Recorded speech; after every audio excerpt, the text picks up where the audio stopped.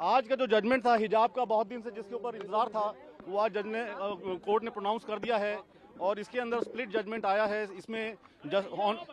Honourable justice Hemant Gupta साहब ने उसको जो है अपील को जो है उन्होंने डिसमिस करा है और जियो वगैरह जो थे कर्नाटका गवर्नमेंट के उसको अपहेल्ड करा है। लेकिन justice Gulia honourable justice Gulia ने डिफरेंट व्यू लिया है इसके अंदर, इस मैटर के अंदर, और उन्होंने इस मैटर के अंदर उसको अपील्स को अलाउ करा है और उन्होंने 3 पॉइंट्स के ऊपर इसको मेन एम्फेसिस दिया है। उन्होंने एक तो बिजॉय मैनुअल का जो जजमेंट है सुप्रीम कोर्ट का उस पर रेफर करा है और उसके बाद उन्होंने ये जो चॉइस है जो अपना सिर के ऊपर किसी को हिजाब रखना है या किसी को कवर करना है, ये लेडी का अपना चॉइस है, तो इस पॉइंट के ऊपर भी उन्होंने एम्फेसिस दिया है। और तीसरा पॉइंट जो इम्पोर्टेंट उन्होंने बोला है कि जो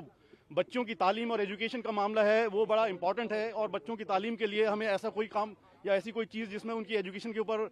रुकावट आए तो उस चीज़ का उन्होंने एम्फेसिस दिया है कि ऐसा कोई काम जो है उसके खिलाफ है, बच्चे की एजुकेशन के खिलाफ है। हाई कोर्ट का फैसला अभी तक लागू रहेगा क्योंकि उसको सेटिस्फाइड नहीं माना जाएगा, क्योंकि एक जज ने उसको अपहोल्ड किया है, दूसरे जज ने उसको रिजेक्ट किया है, तो ये माइनॉरिटी व्यू हो गई, तो वो जजमेंट लागू रहेगा तब तक जब तक कि लार्जर बेंच का फैसला नहीं आ जाता। देखिए आज का जो ये फ्रैक्चर्ड मैंडेट है, वर्डिक्ट है, इस वर्डिक्ट में के बाद दोनों जजेज ने इस मैटर को लार्जर ऑनरेबल चीफ जस्टिस के बेंच में भेजा है टू कॉन्स्टिट्यूट एप्रोप्रिएट बेंच। अब ऑनरेबल चीफ जस्टिस जो बेंच बनाएंगे वो 3 जजेज बेंच होगी या 5 जजेज बेंच होगी, ये उनका प्रेरोगेटिव है। लेकिन अब हमें इंतजार करना चाहिए कि जो नई बेंच आएगी उसके समक्ष पूरी सुनवाई होगी फिर से, और नई बेंच का जो फैसला होगा उसी फैसले से हाईकोर्ट का जजमेंट प्रभावित होगा। दो जजेस का अभी डिसीजन आया है, तो 2 से ज़्यादा का बेंच, चाहे 3 हो या 5 हो, चीफ जस्टिस कॉन्स्टिट्यूट करेंगे। एडमिनिस्ट्रेटिव साइड पे वो ऑर्डर लिया जाएगा चीफ जस्टिस द्वारा कि वो ये अब मैटर किस बेंच के सामने लगाया जाएगा। जितनी बहस अभी इस बेंच के सामने हुई थी वो सारी बहस फिर दोहराई जाएगी क्योंकि मैटर जो है नए सिरे से बहस किया जाएगा नए बेंच के सामने। गर्ल स्टूडेंट्स हैं, उनकी क्या उनका जीवन हम इस जजमेंट से किसी तरह आसान कर रहे हैं, इस ऑर्डर से हम आसान कर रहे हैं, या क्योंकि उस गर्ल चाइल्ड का, उस गर्ल स्टूडेंट का, उस शिक्षिका का जीवन जो है वो भारत में ऑलरेडी बहुत ज़्यादा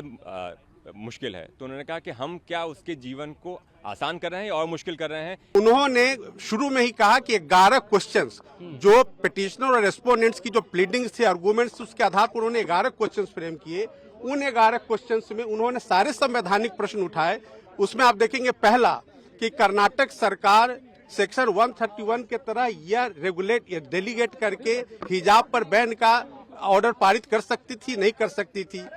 ये हिजाब एसेंशियल प्रैक्टिस का पार्ट है, नहीं है। और जो आर्टिकल 25, 19, 14 सबका हवाला देते उन्होंने 11 क्वेश्चन फॉर्मुलेट किए हैं और उन सारे क्वेश्चंस का जो आंसर उन्होंने दिया है यह कहते हुए कि इस आधार पर एसएलपी स्वीकार योग्य नहीं है और उन्होंने खारिज किया है। जबकि जस्टिस धुलिया ने आर्टिकल 25 और 19(1) के आधार पे ही सारे एसएलपी को अलाउ किया है।